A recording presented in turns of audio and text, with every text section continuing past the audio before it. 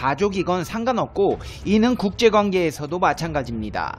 우리는 다른 사람들을 크게 배신하는 사람들보다 우리를 작게 실망시키는 사람들에게 더욱 엄격하다. 프랑소와드 라로슈프코의 명언입니다. 대한민국은 이번 사태로 인해 우리가 호감을 가지고 있었던 국가들로부터 심지어 원래 좋아하지 않던 국가들에게까지 큰 상처를 받았는데요. 이제 이런 나라들이 한국에 도와달라며 호소하기 시작했습니다.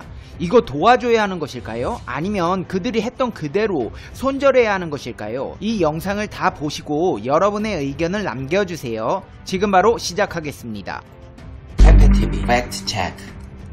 현 상황으로 인해 전 세계적인 혼란이 고스란히 한국의 몸값 상승으로 이어지고 있습니다. 한국의 방역과 의료 시스템이 모범 사례로 평가되면서 노하우를 알려달라는 요청이 각국에서 쏟아지고 있습니다. 심지어 인천국제공항 1터미널에선 다른 나라 대사 15명을 포함해 한국 주재대사관 관계자 40명이 너도 나도 검사에 참가하는 진풍경이 연출되었습니다. 출국 전 검역 시스템과 특별 입국 절차를 확인하기 위해서입니다. 과도한 입국 제한 조치를 완화하기 위해 한국 외교부가 제안한 행사입니다. 한국 방역 시스템을 직접 관찰해 자국 방역에 참고하고 싶다는 주한 외교단 측의 요청도 있었습니다. 실제로 한국에 노하우를 알려달라는 요청을 하는 나라는 한두 국가가 아니며 출국 전 발열 체크 절차와 스마트폰 자가진단 앱을 통한 국가 관리 방안에 대한 주한 외교단의 다양한 문의가 쏟아지고 있는 상황입니다. 실제로 인천공항을 찾은 서울주재 외교관은 한국의 방역이 듣던 것과는 다르다, 정말 잘하고 있다고 극찬을 쏟아내고 있는 상황입니다. 해리 해리스 주한 미국 대사도 인천공항 현장을 둘러본 뒤 세계적 표본이 될 만하다며 한국의 시스템을 극찬했습니다. 미국은 한국의 시스템을 참고하기 위해 이미 질병통제예방센터 의료진을 우리나라 질병관리본부에 파견하기도 했습니다. 한중일 3국 간 보건 협력체제 구축과 관련해서도 한국은 우위를 점했습니다. 외교부에 따르면 한국과 중국은 방역 협력 대화를 화상회의 형태로 개최했고 한국 측 노하우에 대한 중국의 관심이 컸다고 합니다. 그리고 이렇게 쏟아지는 찬사 속에 한국의 위대한 의료 시스템에 관심을 갖는 것은 일본도 예외가 될 수 없습니다. 한국 여행객 입국을 일방적으로 제한해 한일 갈등을 촉발했던 일본 역시 한국과의 보건 협력을 뒤늦게 요청하고 있습니다. 일본 아사히 신문은 일본 정부가 현 상황을 협의하기 위한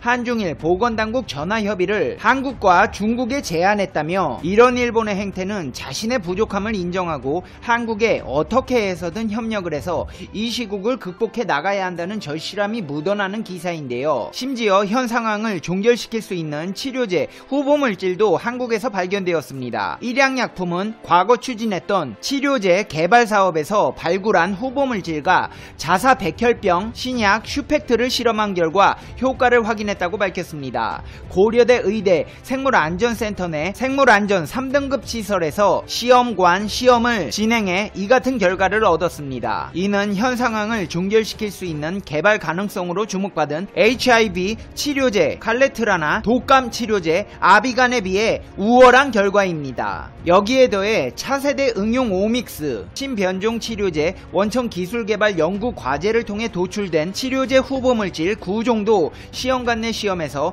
탁월하게 억제시키는 결과를 도출했습니다. 상황이 이렇다 보니 다른 나라들의 러브콜이 잇따라 이어지고 있습니다. 한국 정부는 에마뉘엘 마크롱 프랑스 대통령과 통화를 하고 이 시국의 극복을 위한 양국의 공조 방안을 논의했습니다. 특히 마크롱 대통령은 한국 정부가 투명하고 효율적인 방식을 통해 현 상황을 극복하고 있는 데 대해 경의를 표한다며 프랑스도 한국이 성공적으로 취하고 있는 조치의 우수성과 그 방식을 배우고 경험을 공유하고 싶다고 했습니다. 특히 마크롱 대통령은 한국의 경험을 공유해주면 위기 상황을 극복하는 데 참고가 될 것이라며 한국이 현 상황에 대처하고 있는 노하우를 알려달라고 적극적인 모습을 보였습니다. 또한 국제사회의 조율이 필요하다며 위생과 경제 금융 분야의 협력을 강화해 현 상황의 부정적 영향을 최소화하자는 요청을 했습니다. 이에 따라 우리 정부는 현 상황의 치유 과정에서 많은 경험과 임상 데이터를 축적하고 있으며 이를 국제사회와 적극 공유할 의사가 있다며 국제적인 공조 노력, 세계 경제를 회복시키기 위한 공동의 노력도 강조했습니다. 여기에 대해 마크롱 대통령은 한국 정부에 대해 또 한 번 경의를 표한다면서 프랑스 측에 도움이 필요하면 언제든 요청해달라고 밝혔습니다. 상황이 이렇다 보니 단호하게 한국에게 입국 제재를 취한 일본은 물론이고 베트남도 사뭇 놀라며 슬금슬금 한국의 도움을 받기 위해 고개를 수그리는 모양새입니다. 그도 그럴 것이 1975년 남북 베트남이 통일되었지만 전쟁으로 거의 모든 의료시설이 파괴되었습니다. 이후 2000년대 들어 경제적 어려움을 맞이하여 베트남 정부는 저소득층과 산간지역 주민을 위한 말라리아 관리를 증진시키고 저소득층 가계, 전쟁 피해자 및 군인을 위한 의료보험의 도움을 확대하는 등 보건의료 분야 수혜 정도를 높이고 있지만 낙후된 의료시설은 한국과 비교할 바가 못됩니다. 베트남 의료시장은 질적, 양적 부족으로 정의될 수 있습니다. 공공병원의 사용률은 115%에서 250% 사이이며 특히 중앙병원은 가장 높은 사용률을 보이고 있습니다. 그 중에서도 종양, 심장 관련 클리닉에서 과다 수용의 문제가 심각합니다. 민간병원은 70%의 사용률을 보이지만 특정 분야에서는 과다 수용 문제가 발생하고 있습니다.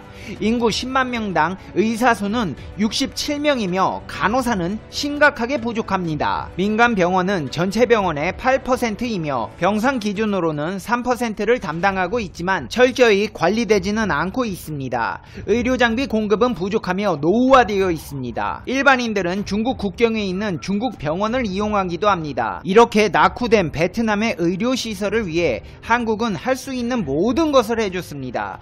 베트남이 한국인을 입국시키기 전 상황인 2019년 8월 27일 대한민국 보건복지부는 베트남 정부가 도입하기를 원하는 사회보장정보 시스템과 건강보험제도 등 한국형 보건복지 제도에 대한 전수협력을 강화하기로 하고 베트남 하노이, 호치민을 방문해 보건의료, 사회복지 분야 협력 양해각서를 각각 체결했습니다. 작년 베트남 방문과 협력은 신남방정책 일환으로 사람 중심의 보건복지 협력을 한층 강함으로써 양국이 상생하고 동반 성장하는 계기로 삼으려는 취지에서 마련되었던 것입니다. MOU 체결로 대한민국은 베트남의 소득보장, 아동, 노인, 장애인 등 복지정책, 전달체계 및 정보 시스템, 민간자원, 동원, 연계 등 다양한 사회복지 분야에서 도움을 주었습니다. 여기서 그치지 않고 한국 정부는 한국형 제도를 도입하기를 희망하고 있는 베트남 정부의 응웬 찌언선 보건부 차관을 만나 건강보험제도와 의료인 면허시험 제도 등 다양한 보건의료에 도움을 주려 하였습니다.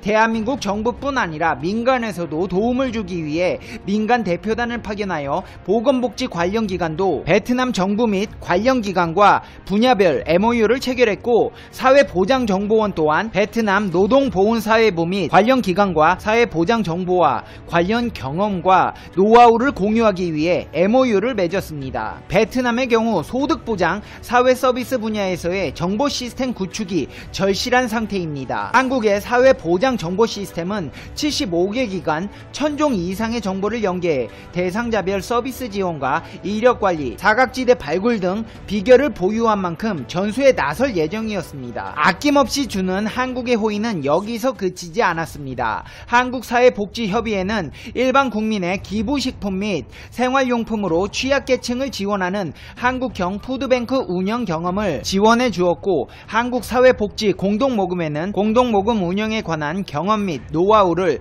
베트남 노동보훈사회부와 공유하기 위해 베트남 노동보훈사회부 산하 공무원 연수원 및 노동사회대학교와 보건복지 분야 전문인력 양성협력을 위한 양해각서를 체결하기도 했습니다.